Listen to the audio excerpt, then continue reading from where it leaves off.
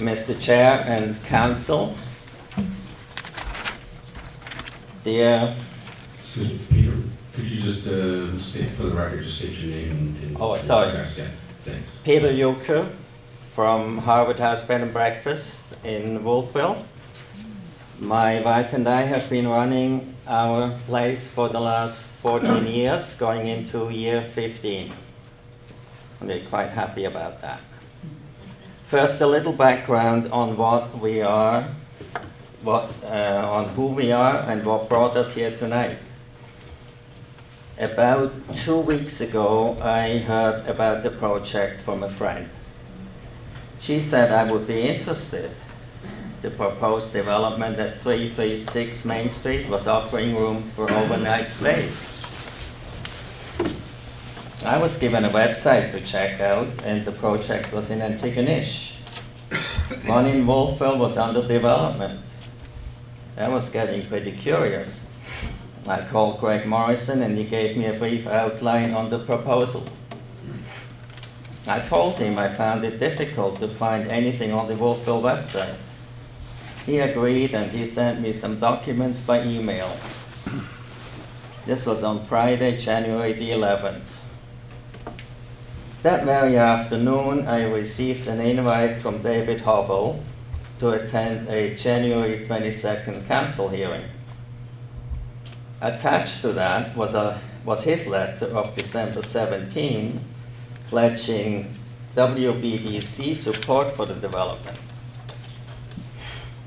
To be honest, I was just a little surprised, having just read the draft version of the development agreement at that time, that as many as 33% of all room nights in this building can be rented as overnight accommodation.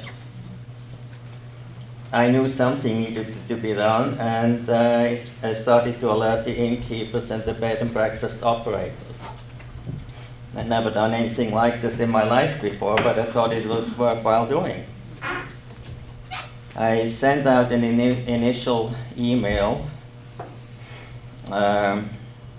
and it led to a meeting that we had last Friday.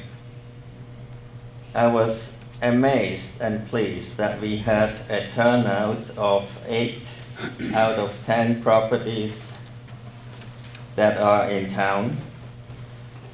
One was not there because he didn't think it was a threat, and the other was on vacation. I can proudly say that we here tonight actually represent 90% of the tourist accommodation in our town. That includes inns, as well as all the bed and breakfasts. We even have support from Mary McMahon in Port Williams. We decided at our Friday meeting to make one unified submission to council.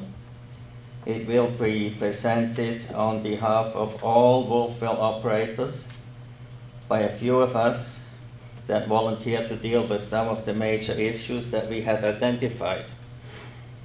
These issues were a glut of additional rooms, and I will cover that. And I may as well do that right now.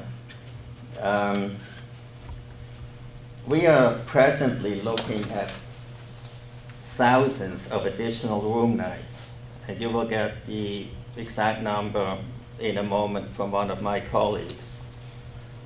Room nights that will be available to tourists visiting our town. There is absolutely no doubt in my mind that each and every one of our properties will be affected. You hear people say that the more rooms, the better. The more rooms we have, we just simply get more folks here. I don't buy that at all. I attended a meeting last Wednesday up at the Old O that was put on by the Nova Scotia Tourism Association. The sorry state of affairs is that since 2000, our visitations to Nova Scotia have dropped by 9%. I would think that the Wolfville tourist people I would tell you that a drop of 9% since 2000 is probably a very conservative number. I know it's bigger than 9% for us in Wolfville. So I'm pretty sure I know I'm pretty sure that that's the case because we've been here since 1999. So no, we, the inns and the B&Bs really do not need additional hotel rooms in this town. That would be the end of the item on the additional rooms. We are also looking at the lack of documentation that we have seen to date. From what I've seen, and the agreements and the drawings seem to be changing from time to time, but from what I've seen, the drawings provided are certainly an absolute minimum to get an approval like this through any kind of authorities.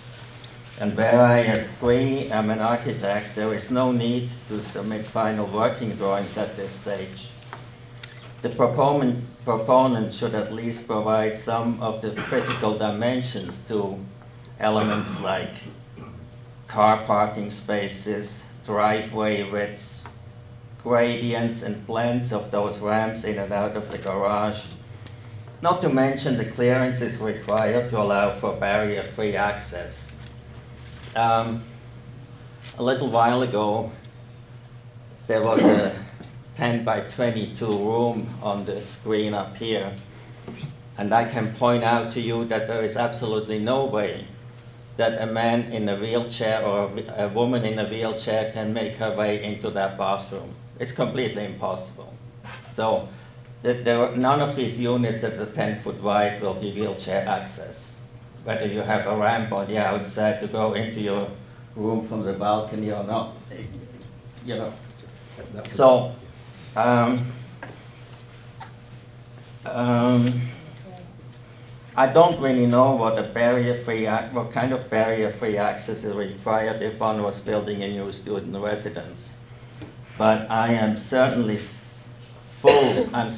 full compliance to all requirements under the law would apply when you build a new hotel. So clearly this is not included in this proposal. One more point of interest, and this one I find really clearly deserves a full explanation from the persons responsible to write the still draft development agreements that I've seen to date.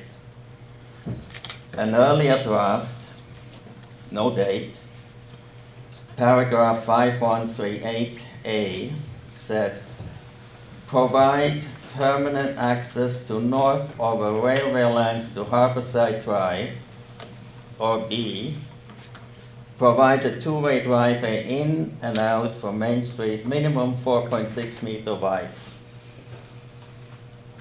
To this, I would have commented that A was impossible to do without having a right-of-way over the railway line, and I guess that's been addressed tonight. I didn't know that. And even if this was in place, one would lose all kinds of parking spaces in order to get up to 4 feet to the railway line.